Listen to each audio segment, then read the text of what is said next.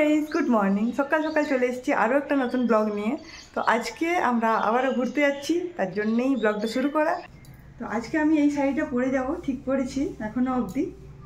তো এর মধ্যে এই শাড়িটা যাবে, আর ব্লাউজ কোনটা যাবে খুঁজে পাচ্ছি না। এর মধ্যে একটু একটু সবুজও আছে, তো সেই কারণে এই সবুজ কন্ট্রাস্টে পরা যেতেই পারে, এটা রেখেছি। আর এটা হচ্ছে রানী কালার, মোটামুটি এটাও যেতে পারে, ভাবছি যদি যায় তো এটাই পরবো। আর এই হচ্ছে মেরুন, এটা একেবারে পারফেক্ট হবে এটার সাথে, কিন্তু এটা হচ্ছে 3/4 হাতা, এটা হচ্ছে গ্লাস হাতা, আর এটা হচ্ছে স্লিভলেস। দেখা যাক কোনটা পরি। আর সাথে থাকবে এই জুয়েলারিগুলো, তো এই দুটো চুড়ি থাকবে, সাথে থাকবে এই রিংটা। এটা দীপ দিয়েছিল আমাকে, বেশ সুন্দর ডিজাইনটা, আমি পছন্দ করে নিয়েছিলাম। তো এই যে, আর সাথে থাকছে এই কানের দুলটা, শঙ্খ ডিজাইন, বেশ সুন্দর।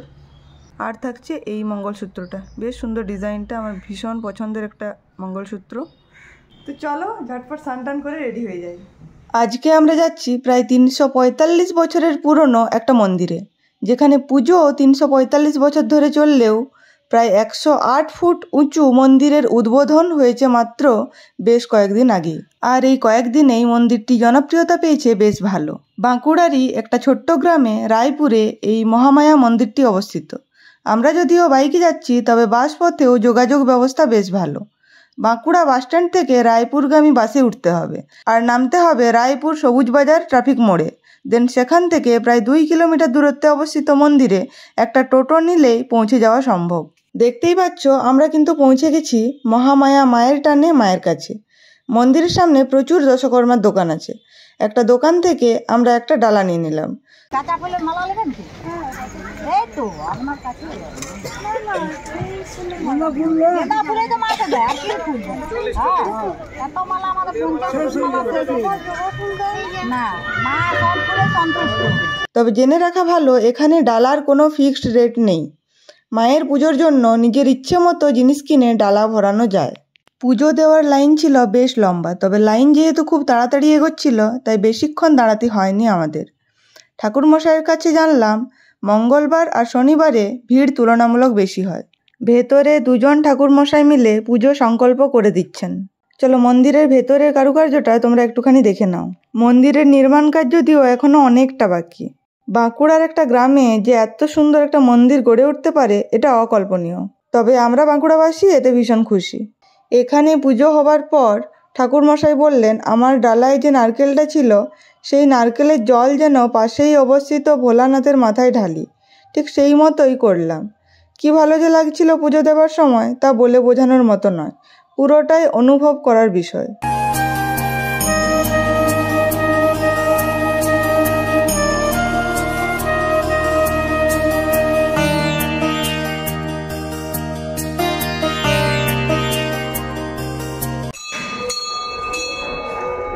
নির্মাণে অবশ্যই দান দিয়ে যাবেন।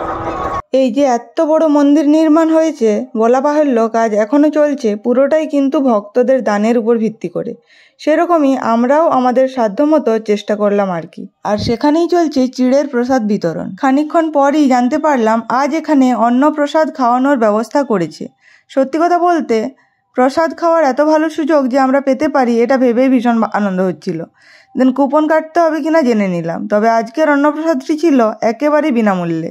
খোঁজ নিয়ে জানতে পারলাম প্রতিদিন কিন্তু এরকম ব্যবস্থা থাকে না। প্রসাদ গ্রহণের পর মন্দির চত্বরটা আরও একবার ভালোভাবে দর্শন করলাম আমরা।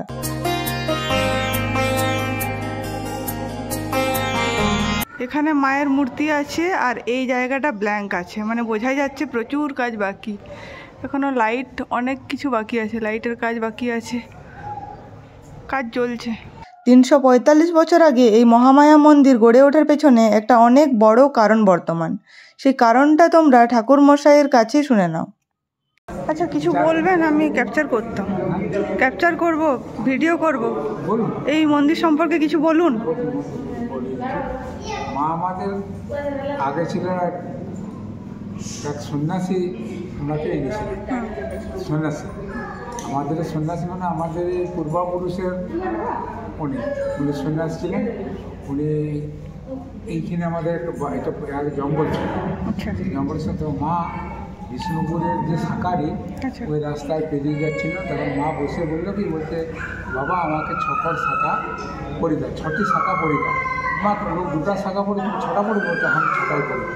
তোমাকে এখানে কে দিবে, কে পয়সা করে দিবে বলতে, পয়সার করে চিন্তা করতে হবে না, এখন ভারকলটা যে সেদাম পয়সা আছে ওইখানে বাবার কাছে খুঁজলেই কালাচান দেখবে ওর কাছে খুঁজলেই দিবে, তোমার এটি শাখা পড়েছে এটি বলবে।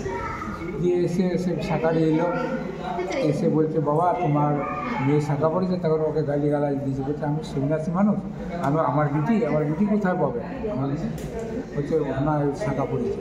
তখন ওর একটা দেখুন ভালো কলঙ্কাটা দেখলো, পয়সাটা দেখলো, দেখার পরে ওর একটা সন্দেহ হলো, ওই চদিকে কে করবিতে তোকে ঠকিয়ে ইয়ে করেছে।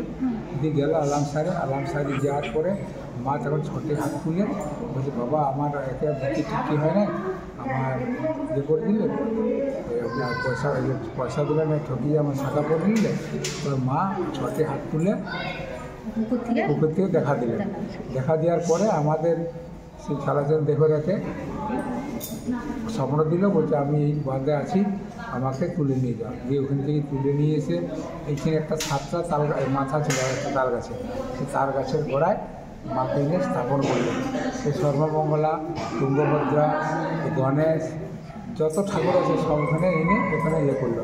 ওখানে যখন স্থাপন করলো, স্থাপন করার ওই ভাইকে পূজা চালালো, তখন ওই বুড়াই আতর চাল আরিয়ে দিয়ে পূজা চালাচ্ছিল। দিয়ে রাজা দিয়ে স্বপ্ন দিল, রাজা দিয়ে স্বপ্ন দেওয়ার পরে ওই মল্লমুর রাজা আপনার বিষ্ণুপুরে ওনাকে স্বপ্ন দিল। উনি তখন গড়ের রাজাকে বললো, ওদিকে জমি জায়গা দাও, যেসব মায়ের সেবা চলে, দিয়ে জমি জায়গা সমস্ত দিল। দিয়ে সেই তখন থেকেই আমাদের মায়ের আমরা পুজো করছি, প্রায় 345 বছর হল মায়ের। এবারে একটি মন্দির, তখন সেই ছোটো মন্দিরের জন্য লোকটা একটি স্বপ্ন দিল অফিসারকে, ছোট্ট একটি কুড়া ঘরের মতো করে দিল। দিয়ে হওয়ার পরে থেকে আরও এসডিও সাহেবকে স্বপ্ন দিল, এসডিও সাহেব একটা ঘর করলো, সেটা বিশাল আগের যে মন্দিরটা এখানেই তো, এই মন্দির এটা লড়াবার উপায় নেই, এটা পঞ্চমুটির আসন। আচ্ছা, এই আসনটা পঞ্চমুটির আসন, এইটা যখন বলি হচ্ছে ওটা পঞ্চমুটি সরাবার উপায় নেই। নাহলে তো এরকম একটা 3টা বিল্ডিং হতো। আচ্ছা আচ্ছা, যে খরচাটা করা হলো এটা আমাদের 6 কোটি টাকা খরচা করলো। আবার আগে যদি মাকে এখানে সর করে ওই 8চালায় রাখা হয়েছিল, সামনে যে 8চালায়, ওইখানে মা 4 বছর ছিল, ওইখানে পুজো হচ্ছে। দিয়ে এবারে এই যে মন্দিরটা যে হলো, এটা আমরা এই নিয়েই মন্দিরটা করছি। সব লোক 150, তো 5,000, তো 10,000, তো 20,000, তো 50, 40,000 এরকম দিয়ে মায়ের মন্দিরটা ওরা হলো। হওয়ার পরে এই আমাদের 19 তারিখে 20 তারিখে উদ্বোধন হলো। সেদিনে আমাদের প্রায় 1 লাখ লোক আমরা মায়ের অন্নপ্রসাদ খেয়েছি, 1 লাখ লোক। খিচুড়ি তারপরে তরকারি, পায়েস 1 লাখ লোককে খাইয়েছি। আর এই যে কালকেও প্রায় 1.5 লাখ লোক এসেছিল, পরশু 1-1.5 লাখ লোক এসেছিল। এখানে আমাদের নবগঞ্জের মায়ের কাছে 7-1.5 লাখ লোক এসেছিল। এভাবেই মায়ের সেবা চলে যাচ্ছে, আর মা নিজের সেবা নিজেই খাচ্ছে, আমাদেরকে কোনো করে দিতে হয় না। ঠাকুর মশাই, আপনাকে অনেক ধন্যবাদ, অনেক কিছু বললেন মন্দির সম্পর্কে। বছরের প্রথম দিনটা এত সুমধুর হবে সত্যিই ভাবতে পারিনি। যাই হোক, ব্লগ ভালো লেগে থাকলে লাইক, কমেন্ট, শেয়ার করে দিও, সাবস্ক্রাইব করে দিও আমার চ্যানেল মাই সেলফ প্রিয়া। চলো বাই।